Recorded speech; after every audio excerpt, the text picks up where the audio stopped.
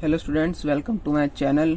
आज हम पढ़ेंगे क्लास 12 पॉलिटिकल साइंस का चैप्टर 1 कोल्ड वॉर एरा। एक रियल वॉर नहीं जिसमें वेपन्स का यूज होता है, एक वैसी वॉर जिसमें हम सिर्फ एक दूसरे को धमकी देते हैं, वो इस चैप्टर का नाम है। वही कोल्ड वॉर किसके बीच हुई? वो यूएसए और यूएसएसआर के बीच जो थी कोल्ड वॉर हुई थी आफ्टर सेकेंड वर्ल्ड वॉर के बाद, उसी को हम कोल्ड वॉर एरा बोलते हैं। क्यूबन मिसाइल क्राइसिस में देखते क्या होता है। यूएसएसआर की फुल फॉर्म देख लीजिएगा, union of Soviet socialist Republic. ये जो आज का रशिया है, जो 1991 के बाद बना था रशिया, यूएसएसआर का सक्सेसर। तो 1991 से पहले यूएसएसआर हुआ करता था। उसके जो लीडर थे निकिता क्रुश्चेव, उन्होंने अपना अमेरिका में एक आइलैंड है, आप देख सकते हैं यहाँ पे, ये अमेरिका है, यहाँ पे एक छोटा सा आइलैंड है क्यूबा। ये यूएसएसआर का एक अलाय था, ये यूएसएसआर का एक पार्ट था, जहाँ पे एक प्रेसिडेंट थे Fidel Castro. Communist party rule करती थी फिडेल कास्ट्रो की। तो निकिता क्रुश्चेव को डर था कि कहीं यूएसए के प्रेसिडेंट जॉन एफ कैनेडी यहाँ पे फिडेल कास्ट्रो को हटा ना दे।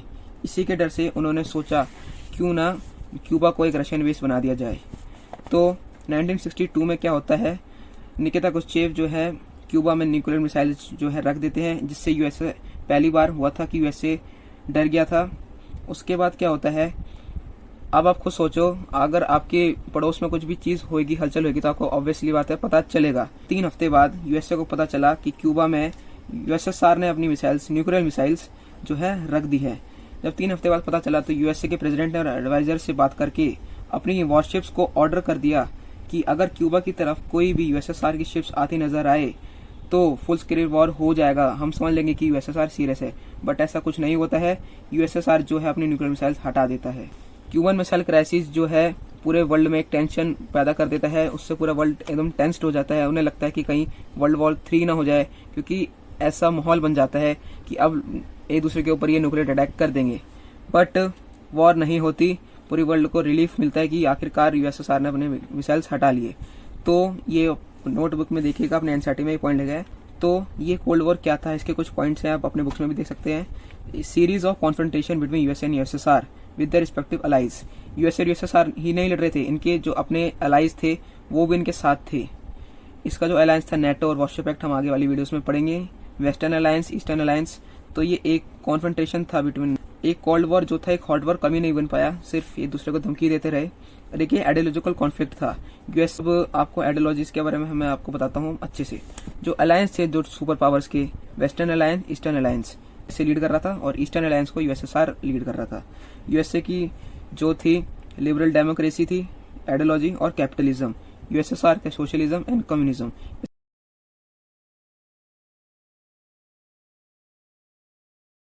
टॉपिक आ जाता है हमारा what is cold war. Cold war को एक अगर अच्छे से हम नजर देखते हैं क्या था। वर्ल्ड वॉर की आपको डेट याद होनी चाहिए, 1939 से 45 तक। 2 बीचों के बीच में लड़ाई हुई थी, अलाइड पावर, एक्सिस पावर। अब कौन कौन था अलाइड पावर में, एक्सिस पावर में देख लीजिए, USSR, US, Britain, France. Axis power में Germany, Italy, Japan. World war end कैसे हुआ और कोल्ड वॉर स्टार्ट हुआ, तो इसका जो रीजन था देखते हैं। अगस्त 1945 में यूएसए ने जापानीज सिटी, जो जापान में 2 सिटी है, हिरोशिमा, नागासाकी, वहां पे एटॉमिक बम अटैक कर दिया। उसके बाद से क्या होता है, उन्हें पता था कि यूएसए को पता था कि जापान जो सरेंडर करने वाला है, लेकिन फिर भी उन्होंने उस पर अटैक कर दिया। हिरोशिमा पे जो अटैक करा था एटॉमिक बम का, उस एटम बम का नाम था लिटिल बॉय। नागासाकी पे जो अटैक करा था उसका नाम था फैट मैन।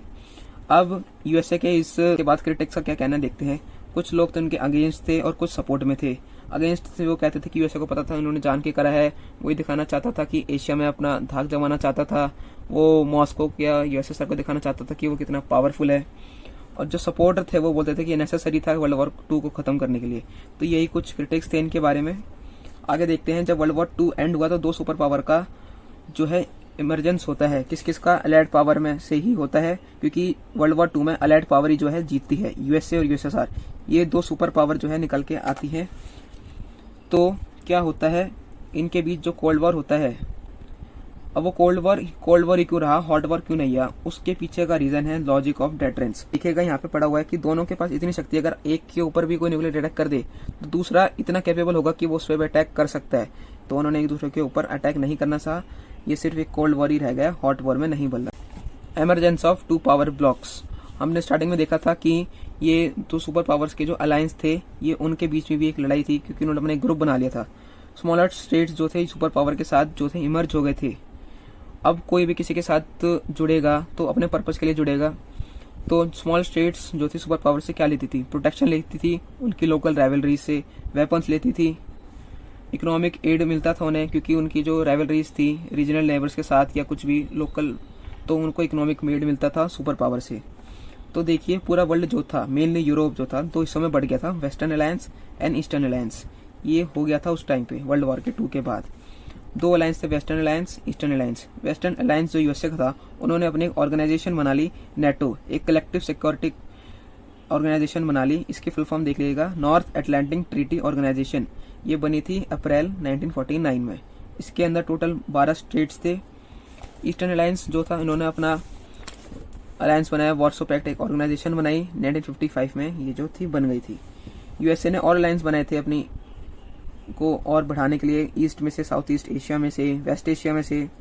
उनके अलायंस के नाम देख लीजिए, SEATO South East Asian Treaty Organization और सेंटो सेंट्रल ट्रीटी ऑर्गेनाइजेशन। तो ये यूएसए ने अपना अलायंस बढ़ाया था। और वहीं देख लीजिए यूएसएसआर ने क्या करा, चाइना के साथ फ्रेंडशिप करी और इनके जो है north Vietnam, north Korea, Iraq के साथ भी अच्छे रिलेशन थे। कोल्ड वॉर एरा ने पूरे वर्ल्ड को डिवाइड कर दिया था। अब बात आती है newly independent countries. Cold war के बाद कई कंट्रीज जो थी, जो कॉलोनाइज्ड थी ब्रिटेन और फ्रांस से, वो जब फ्रीडम मिली उनको, उन्हें डर था कि यार अगर हम इन दोनों अलायंस को अगर हम ज्वाइन कर लेंगे तो हम दोबारा से किसी के गुलाम बन जाएंगे, इसलिए उनको ये डर था। तो उन्होंने क्या करा, जो न्यू डीकोलोनाइज्ड कंट्रीज थी उनके लिए एक ऑर्गेनाइजेशन बनाई, नैम, नॉन अलाइंड मूवमेंट। नाम से आप समझ पा रहे होंगे, नॉन अलाइंड, कि किसी भी अलायंस के साथ वो नहीं जुड़ना चाहते। इसकी शुरुआत करी थी हमारे इंडिया के फर्स्ट प्रेसिडेंट जवाहरलाल नेहरू जी ने। इसके बारे में हम आगे वाले टॉपिक्स में पढ़ेंगे। तो सुपर पावर ने अपनी अलाइज बना ली। सुपर पावर से स्मॉलर स्टेट्स को क्या फायदा था हमने पढ़ लिया, लेकिन सुपर पावर को स्मॉलर स्टेट्स से क्या फायदा था, वो हेल्प कैसे कर रहे थे। स्मॉलर स्टेट्स सुपर पावर को ऑयल दे रहे थे, मिनरल्स दे रहे थे, रिसोर्सेज दे रहे थे इंपॉर्टेंट, अपनी टेरिटरी दे रहे थे ताकि वो वहां से अटैक कर सके दूसरे कंट्री पे, लोकेशन दे रहे थे ताकि वो दूसरी कंट्रीज पे स्पाई कर सके, जासूस कर सके क्या चल रहा है, और एक इकोनॉमिक सपोर्ट देते थे मिलिट्री एक्सपेंडिचर्स के लिए। और एक आइडियोलॉजिकल रीजन भी था। आइडियोलॉजिकल रीजन क्या, अगर कोई भी स्मॉलर स्टेट्स उस अलायंस के साथ जुड़ रहा है तो उसकी आइडियोलॉजी को भी वो अपना रहा है, तो आइडियोलॉजिकली भी वो उसको एक तरीके से हेल्प कर रहा है। Arenas of cold war.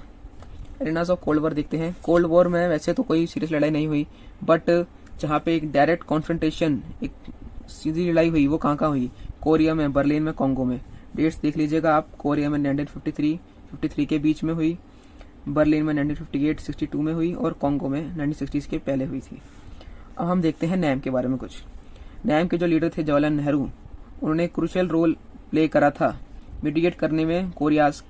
जो कोरिया से आप जानते हैं, नॉर्थ कोरिया और साउथ कोरिया, इनके बीच में जो लड़ाई थी उसके बीच में नेहरू जी ने एक क्रूशियल रोल प्ले करा था मीडिएशन के लिए। कॉन्गो क्राइसिस जो 1960s में हुए थे, तो उनको जो मीडिएशन करा था वो करा था यूनाइटेड नेशन सेक्रेटरी जनरल ने। यूएसए और यूएसएसआर ने सोचा क्यों ना वो कोलैब कर लिया जाए। उन्होंने कोलैब कैसे करा, limiting and eliminating nuclear weapons. दोनों सुपर पावर हैं, दोनों के पास न्यूक्लियर वेपन्स हैं, तो करा। आर्म्स कंट्रोल 1960s में एक लाया गया। ये 3 इंपॉर्टेंट एग्रीमेंट्स थे यूएसए और यूएसएसआर के बीच में। क्या क्या एग्रीमेंट्स थे, एलटीबीटी, लिमिटेड टेस्ट बैंड ट्रीटी 1963 में आई थी, एनपीटी, नॉन प्रोफिलरेशन ट्रीटी 1968 में, और anti ballistic missile treaty.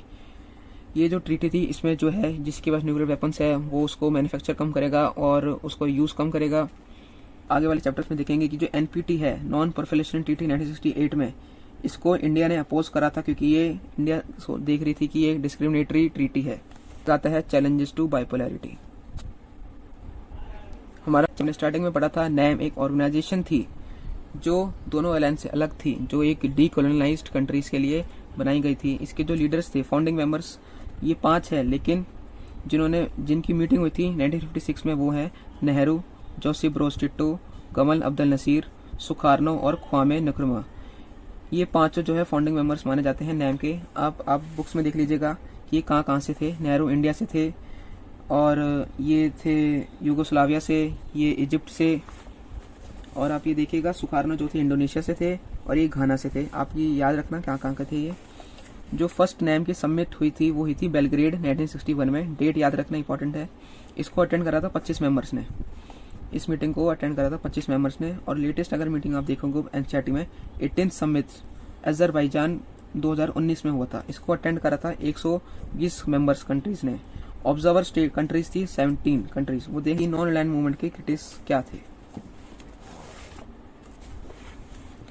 Critics ये थे कि ये आइसोलेशन है, ये आइसोलेटेड एक कंट्री है, लेकिन वो आइसोलेटेड नहीं थी क्योंकि नैम के जो मेंबर्स हैं, आप देखिएगा जवाहरलाल नेहरू ने मेडिएट करा था कोरिया के बीच में।